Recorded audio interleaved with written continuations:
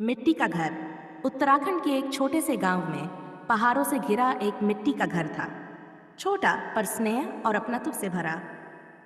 इस घर में रहती थी एक विधवा माँ गौरी देवी और उसका 11 वर्षीय बेटा अमन। गौरी देवी के पति एक पहाड़ी हादसे में मारे गए थे।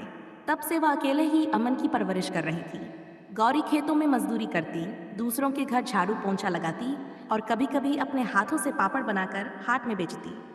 बस एक ही सपना था, अमन को पढ़ा लिखा कर एक बड़ा आदमी बनाना। अमन शुरू से ही समझदार था। वो जानता था कि उसकी माँ कितनी मेहनत करती है। स्कूल के बाद वह गांव के बच्चों को ट्यूशन पढ़ाने लगा। उसका सपना था कि एक दिन वह डॉक्टर बने ताकि गांव के लोगों को सस्ता इलाज दे सके।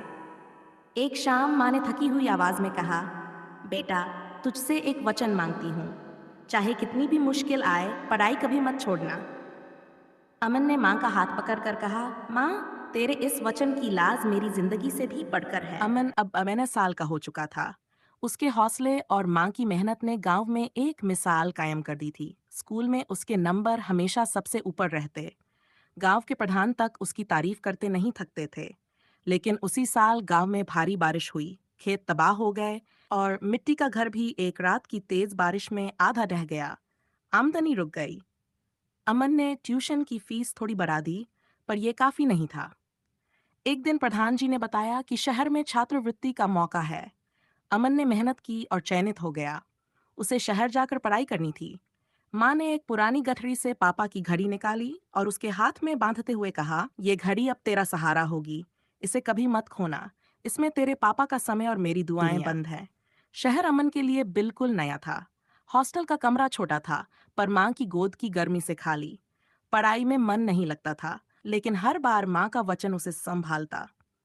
धीरे धीरे वह फिर से चमकने लगा। स्कूल में सबसे आगे रहा। पर तभी गांव से खबर आई, गौरी देवी बीमार हैं। अमन दौड़ा दौड़ा गांव पहुंचा। डॉक्टर ने कहा, इलाज शहर में ही होगा। माँ ने धीरे से कहा, बेटा, तू डॉक्टर बन, फिर मेरी दवा बन जाना। अमन फिर से शहर लौटा।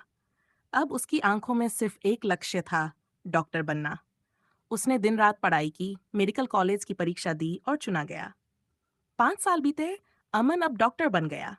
हर दिन माँ को चिट्ठी लिखता, हर सर्जरी से पहले पापा की घड़ी देखता। भागाए वचन की विजय।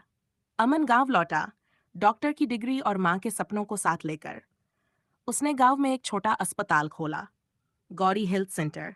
उद्घाटन वाले दिन उसने माँ का हाथ थामा और कहा, जिस माँ ने अपना हर वचन निभाया, आज उसका बेटा उसका वचन पूरा कर रहा है। ये अस्पताल उस मिट्टी को समर्पित है जिसने मुझे बनाया, और उस माँ को जो मेरी जिंदगी का मंदिर है।